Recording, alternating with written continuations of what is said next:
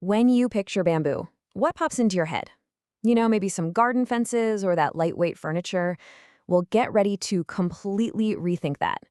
What if I told you that one of the toughest, most high-tech building materials out there isn't forged in some factory, but is actually grown right out of the ground?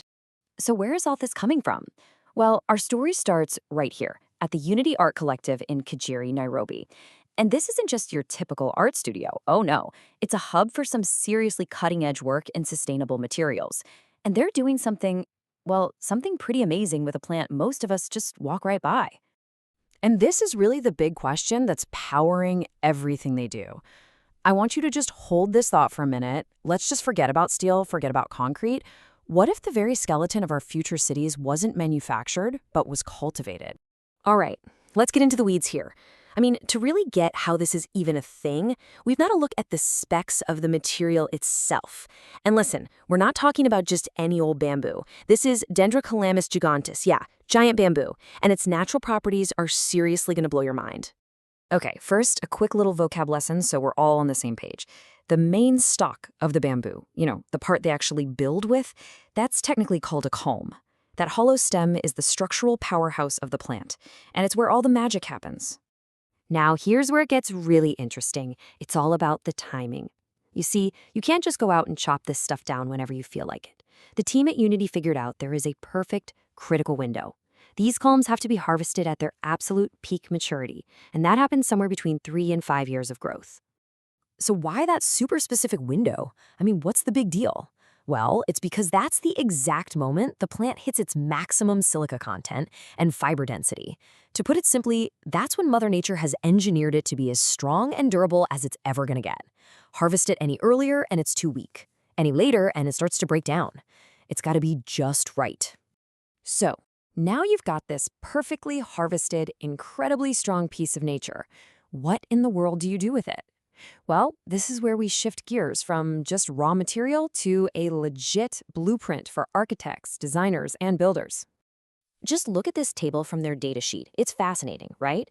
This shows you we're not just talking about generic bamboo sticks here. No, this is a precisely graded product line. You start with 3-inch culms for things like structural infill. Then you move up to a 4-inch architectural standard. Then you've got heavy load-bearing poles, all the way up to premium grades. Each one has a job and each one has a specific value. And this number, this just says it all. 12,000 Kenyan shillings for a single 6-inch top-of-the-line pole, what they're calling a premium statement piece.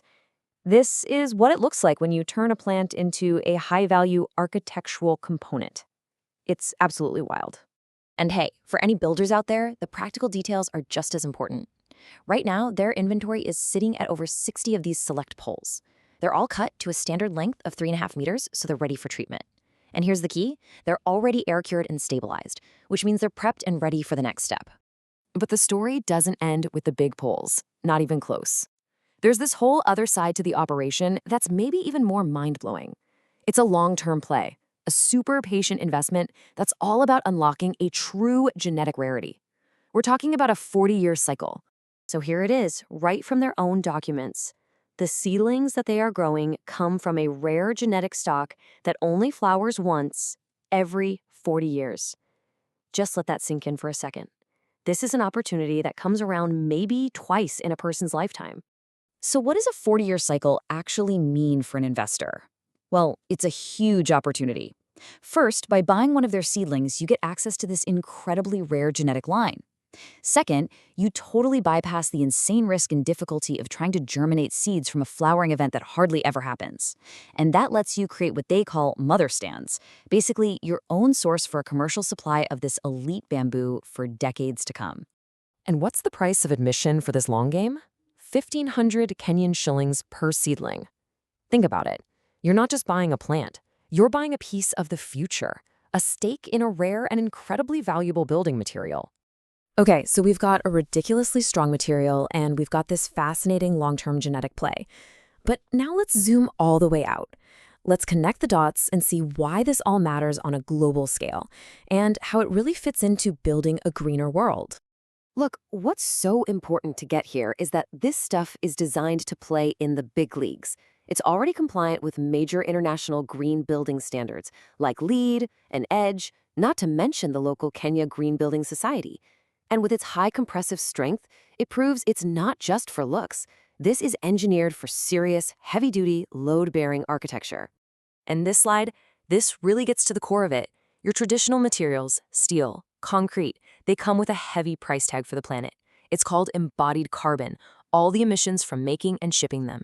But Unity's bamboo, it's sourced right there in Jagiri. It offers this powerful, powerful alternative with way lower emissions.